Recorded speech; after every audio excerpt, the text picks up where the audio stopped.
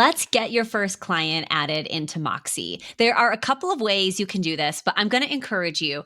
Add your first client and add one client, get them all set up, kind of work them through your whole process that you want to do with your clients, and make sure you've got it done for one client because it is very overwhelming if you add in all of your clients and you're also trying to learn a new system while you're also pulling in a bunch of clients. So I highly recommend add one client, work the full process with that one client, and then start going kind of with all of the rest now that you know what the system is capable of and how you're going to work with it.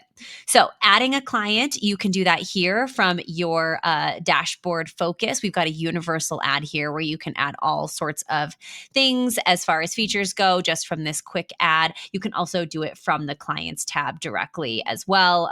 If you're here, you would click add client. If you are in the clients tab, you can do add client. Here you can add as much or as little information as you'd like. Your client needs a name, but everything else you can kind of add or not add depending on how much information you like to have for your clients. So write in notes, you can add in a default hourly rate here, add in their phone number, default contact information, and we're going to get into custom fields here in a little bit where if you want to collect extra information from your clients and you collect it every single time, I'll show you how you can do that as well. Okay, so this is a manual step to add your clients. Here's kind of what it looks like once you've got your payment terms. I've got contacts in here. I can see I've got my payments. Here's sort of what it looks like when you've got your client record all in, because in Moxie, everything is centered around a client. So you'll go into your client, you'll be able to see all of the work, projects and tickets and time that you've worked, invoices, everything for this client will be under their client file. That's the way to do it manually. This is like kind of the 201 version, if you will.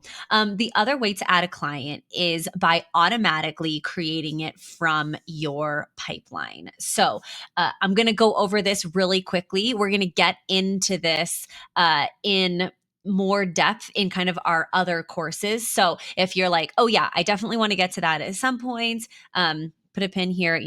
What do you do on the internet? You like save and come back, put a pin here and come back later. Okay.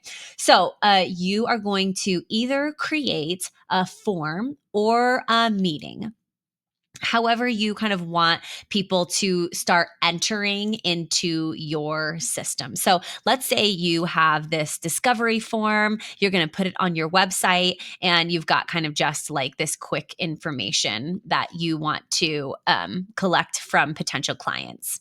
Here in settings, you are going to click on that you want to drop this submission into your pipeline. Okay. So you're going to put that here in inquiry form. You can rename that whatever you want. That's just the first stage that I have.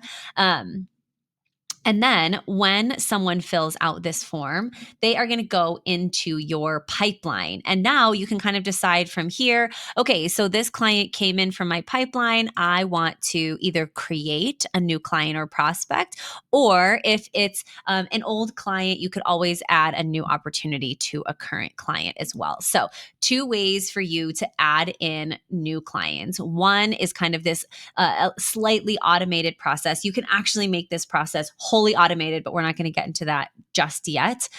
So you can do it from a form. The same thing in a meeting scheduler. When you create your meeting scheduler, let's see, you've got kind of this option to add this meeting to pipeline. That's going to add it in here to your pipeline and let you choose, yes, I want to add this as a client or prospect.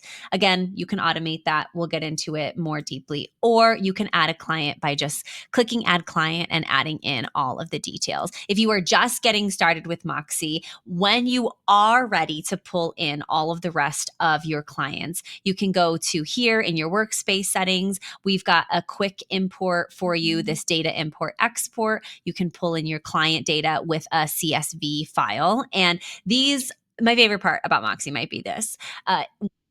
Pull in your client. If it comes in and you're like, oh gosh, that's all wrong, you can just click this delete button. It will pull everything out that you just imported and you can try again.